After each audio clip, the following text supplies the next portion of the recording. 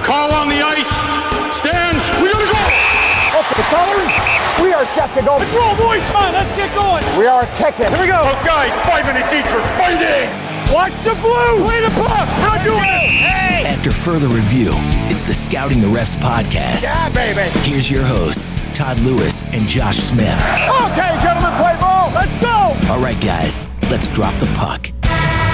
Games are happening, Josh. It's people are on the ice. They're skating. They're shooting. They're doing things that aren't necessarily legal either. Well, no, and we have referees. We have lines persons. That's what they're enforcing out there, and they're sending guys to the box, and they're overturning goals that, maybe they shouldn't have. Things that make you go, yes, we'll get into that and a few other things on this edition of the Scouting the Refs podcast. Make sure you follow the social channels on X, on Insta. You get Josh at Scouting the Refs. On X and Insta, I'm at Todd Lewis Sports. On this week's episode, more new guys. As the video shows, suspensions already, and give the young people a break. I'm intrigued by that one that you dug up for us to talk about. It's a cool topic that we'll get to a little bit later on. Yeah, absolutely nice to see things that are going on out there, especially when it's concerning officials and the younger officials or the folks just getting started wearing the stripes. Okay, let's talk about the serious stuff first. Mention suspension, not in the National Hockey League yet, because I'm saying that with an air of inevitability that we're going to see some of that this season. But former NHL defenseman Cal Foote has earned himself a 1-game sit by the Senate of the Disciplinary Commission of the Slovak Ice Hockey Association for an illegal check to the head of an opposing player. Foote signed during the offseason. He has 0 goals, 1 assist, and now 1 suspension to add to his stat line. It's a heck of a way to start the season. It's disappointing when you're trying to keep your hockey career going, and obviously he's one of the players that was caught up in that Team Canada World Juniors scandal. So he was terminated at the NHL level. He's playing overseas and still finding ways to get into trouble. But I think, Todd, with the whole thing, you get 1 game for the illegal check to the head, but his defensive partner on the ice got 2 games for hitting the goalpost with his stick. So what I'm learning about the Slovak League is that they're more concerned about goalpost safety than they are player safety. Wow, that seems a little lopsided in the wrong direction, but there have always been questions about officiating. So there are new officials coming into the OHL this year. Josh has got a good piece that details all the info on the scoutingtherefs.com website. The officiating lineup for the new season in the OHL features 1 new referee and 23 new linespersons. This seems like a high number of new people coming into the OHL for me. It was a little surprising to see the numbers increase. We've got 110 officials working in the OHL. James Kraft, the only referee, like you mentioned, but a whole bunch of new linespersons with some familiar last names, be it former officials or former players like Driscoll, Kovacic, and Verbeek. So you might see some familiar names out there. But to bring in 23, I'd say that the scope of this, Todd, or the scale. Typically, when we see ECHL franchises move and you've got guys local to one team, obviously they're not working long distance, so you bring in a bunch of new guys local to the new teams. But I don't know. I have to say that they're bolstering their ranks here, and the way things typically work in the OHL, we do see more jumps from lines to referee. So we've got 4 officials moving from lines to referee this season. So maybe that's just the way they're looking to build out their pipeline, is to bring these 23 in. And then you've got some flexibility. If you need to transition some linesmen to referee, they don't come in fresh with the bands. They come in on the lines and they work their way up. So good opportunity for these guys. I think maybe that opens the door for a few to make that jump from lines to refereeing in the near future. It's not a complaint at all. I'm happy to see that there's a good funnel of new talent coming in at all levels, because it will move further down in the ranks as well, because we'll see more in the ECHL and other leagues, won't we? Absolutely. And that's where you want it to come from. You want it to start at the grassroots level and work its way up. Those officials put in the hours, they put in the time, they learn and develop and battle through some of the tough calls and tough situations at the OHL level so that you're more prepared when you do advance. But it's interesting because this is where we see that transition. And, we've talked about it before. This is where you can go from lines to refereeing, because once you start getting into the pro levels, you're more or less locked in. It's a different skill set, especially at the NHL level. It's rare to see a guy go from working the lines to wearing the armbands as a referee. We had it when we went from the 1 ref to the 2 ref system. We saw some guys make the jump like Dan O'Rourke. We saw a bunch make the jump and go back like Brian Murphy, Jay Sharers, guys like that who were linesmen, were refs, and then went back to the line. So this is really where you want to figure out your career as an official. Are you going to be a referee? You're going to be a linesman? Sort it out in the OHL, because once you hit the pro ranks, we're looking for you to stay on that track all the way up. Okay, let's get to some on-ice action since games have begun. The Wings and the Hawks played a preseason match this past week. Chicago's A.J. Spellacy tries to deliver a big hit on Detroit's Lucas Raymond, and Raymond kind of jumps out of the way, sidesteps it to avoid it. I think it's kind of a borderline hit, but the Detroit captain, Dylan Larkin, doesn't really care for it, so he takes a big run at Spellacy as the play moved up the ice.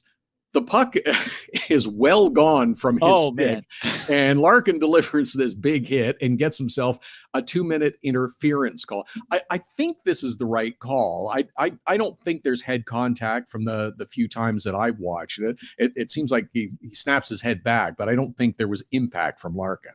No, thankfully he missed, but it definitely looked like he was going for some headhunting there. He had the elbow out. Now, it didn't help that Spellacy was down, reaching for the puck and falling to the ice a little bit there. So you get that elbow close to head height, you get a dangerous situation. Thankfully, it was a miss, but man, in preseason, we're already looking at the Red Wings trying to set the tone out there. Just maybe try to do it on the legal side of things, because that was a close one. Yeah, I didn't think anything on the hit on Raymond. Were you okay with it? I didn't think it was worthy of a penalty. I was okay with it. I didn't think there was anything particularly nasty there. I mean, you know, you're trying to, as an official, you want to keep a close rein on things, but he goes for a hit. He jumps out of the way. I don't see anything there that's particularly nasty or concerning to me. So I was, I guess, a little surprised that that any offense was taken as a result. But hey, you want to stick up for your guys? I guess that's what you're going to do on this play. So no harm, no foul. But man, that was a close one. I felt like Larkin was really going for him with that elbow. This reminded me of old time Detroit and Chicago kind of hockey at a few different points in the game. Okay, yeah, sure. Let's get to another matchup that sort of brings out the best, we'll say, in teams. That's the Bruins and the Rangers, and Brennan Othmann delivers a big open ice hit on Boston's Parker Wotherspoon. The only problem is that the puck is nowhere near Wotherspoon.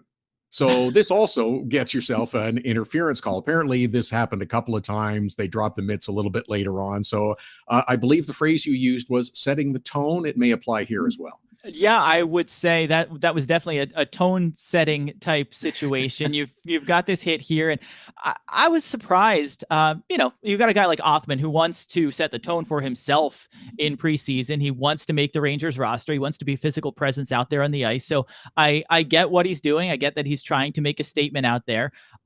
It was a late hit. It was slightly late. I don't think it was terribly bad. I think it certainly deserved an interference penalty, but I saw folks on social media calling for, you know, a multiple game suspension or something for this hit. And I absolutely do not see that happening there. Wotherspoon left the game, came back for the second period, like you said, and they end up dropping the gloves and scrapping a little bit later, which was interesting and led to, Todd, what I thought was one of the, I don't want to say funnier moments, but aside from this big collision here, you got these guys fighting.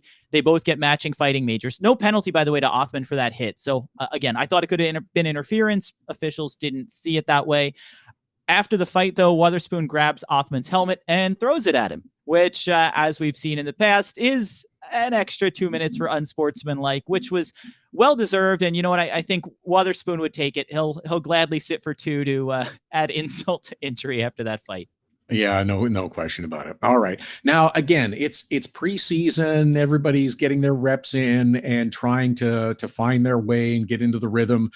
If we see something like this, though, in the regular season, I'm pretty sure that people are going to lose their minds. This happened in the Philadelphia and Montreal preseason game. Have a look as the puck bounces from behind the net off a Flyer player and between the goaltender's legs. Caden Primo just sees this one trickle in across the line. There's another Flyer forward that comes into the crease and whacks the pads of the goalie. They converge, and there's the obligatory pushing and shoving and everything. What's strange about this was called no goal because of goaltender interference. And I'm a little puzzled at this ruling, shall we say.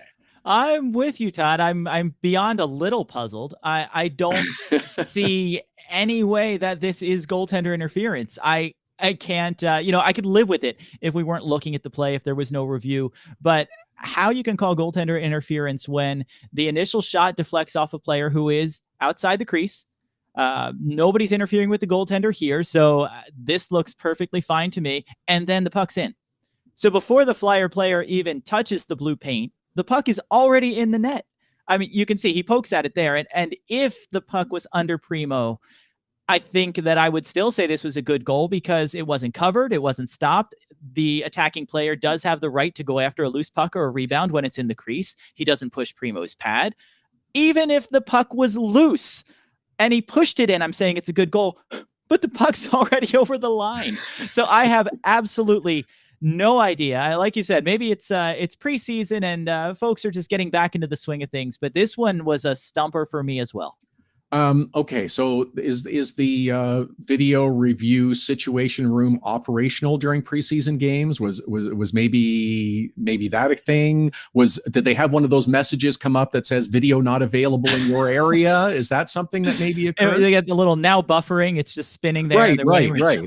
I'm looking for thoughts here. I'm puzzled by this. We've seen and nothing from the NHL on how this was handled, and they're very light on releases or anything from the situation room during preseason. We have seen times in the past where the situation room wasn't available for one reason or another. It's happened at offsite games or non-NHL arenas where they may be going with local video review there. But I think it's been quite a few years since we've had to defer to someone in the arena, and we haven't used the situation room for this. So I'd be a bit surprised if that were the case. But you know what? It's preseason, so no harm, no foul. Hey, Primo gets the shutout. His shutout was protected. Well, he split it with Jakob Dobis, but they end up getting the shutout, and the Flyers get frustrated. And let's just hope this doesn't happen when it counts. Yes, we do not want to have this happening anytime after opening night. Okay. We mentioned this off the top as kind of a new initiative and program that we think is kind of a cool idea. As a way to remind those watching games who's calling the shots out on the ice, the Greater Toronto Hockey League, that's the GTHL, and the Ontario Minor Hockey Association, that's the OMHA, both have tens of thousands of players, both have lots of officials, many of them very young officials. They are providing green armbands for first-year officials or for teenage referees that are under the age of 18. It's meant to be a reminder to parents, to coaches, grandparents, friends, family, anybody that's in the arena and feels the need to jump up and shout and criticize. Maybe you want to think twice about who it is you're bellowing at. I hope it cuts down on abuse of officials. It's supposed to remind everyone involved. These are young people too. They are trying their best. They're also learning their craft. Cut them a break. I think it's an interesting idea, and I really hope it works. Yeah, me too. And I think anything you can do to try to remind everyone that these are kids out there, or these are amateurs, or these are volunteers, or they're there to help hockey happen. Without officials, we're not having a game. Our good friend Vaughn Rohde, big on saying no refs, no games. And that's actually what the armbands say in one case, where they actually have no ref, no game written on there to remind you that these guys are helping, these guys, girls, everybody out there is helping to make sure that we can actually play hockey. Without them, you're going to have a really hard time because they need to keep order out on the ice. They need to keep things going. So don't take them for granted. And remember, like you said, Todd, these are often kids, or maybe they're new to officiating. Even if they're an adult, give them a break, cut them some slack coming in, because we need officials if we want to have hockey out there. You don't want to turn people away. There's a huge ref shortage all across Canada and the US. So trying to get people to stay goes back to trying to make it less abusive, less uncomfortable for them to do this job in the first place. So I think it's a great initiative. I know Nova Scotia was doing this years ago, and it seems to be picking up more and more steam, across North America there. So I like it, and hopefully it helps remind parents, and it helps make these referees feel a little more protected as they don the stripes for the first time. Yes, and it's great that hopefully that this is a good initiative in the right direction. You mentioned stripes on the referees' sweaters, jerseys, whichever term you prefer. We have a number of NHL teams that are revising their uniforms for the 24-25 season. LA Kings, the Anaheim Ducks are doing that. When was the last time that we had a bit of a refresh for the officials' uniforms? I mean, it's pretty much black and white stripes for an awful long time. Well, yes, we went from one armband to two on the referees, but there's not a lot happening there. There's not. We've been, it'll be 1955. They started wearing the vertical stripes. So Todd, it has been quite some time. We're going on like 70 years here of vertical stripes. Before that, they had the cream sweaters. They went to orange sweaters in the 50s, and we added the vertical stripes, which everybody knows and loves, or hates, depending on your opinion of depending on the day. We've had some interesting things along the way, some detours here or there. The WHA with their red and white stripes. I mean, I always think of the scene from Slapshot with the I'm listening to the song moment of seeing stripes that aren't black and white and how weird that looks. Names on the back, things like that. They tried silver armbands for a year, scrapped that, went back to the orange. The last, I guess, major change was 2009. They did the orange down the arm. So when the arm's up, you can see the orange more than just the band there. And they changed the striping. It used to be a little narrower. Now we've got some wider stripes. But outside of that, no major changes in a long, long time. So maybe the officials are overdue. Maybe we need to find some way to freshen them up. Maybe there's something that we can do, some sort of recognition. And so here's another thing that occurs to me. Every year, there's a big push. Everybody gets excited when Upper Deck releases the new hockey cards. How come we don't got no refs in there?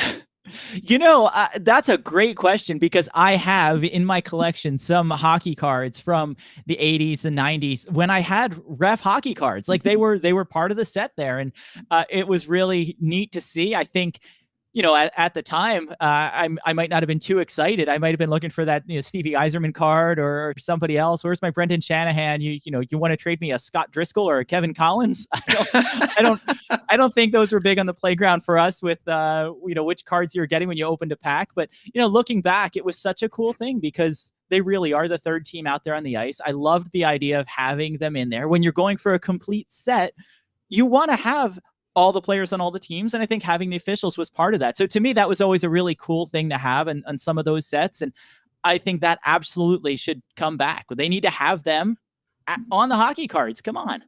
No question. It's the little bits of trivia, the stats and stuff that you provide on the scoutingtherefs.com website. Of course, you could incorporate some of that, like the nicknames and stuff that comes too. And I mean, we could put that on the back of the official sweaters. If they don't want the real names, then we could have nicknames on the back. And the one that everybody's going to want immediately. He hate me. Oh, that's good stuff, man. Where to work? Get in the box. It's the Scouting the Refs podcast. Read more at scoutingtherefs.com. Follow Scouting the Refs on Twitter, Instagram, and Facebook. Email the show at aref@scoutingtherefs.com. Very good, Mike. Subscribe.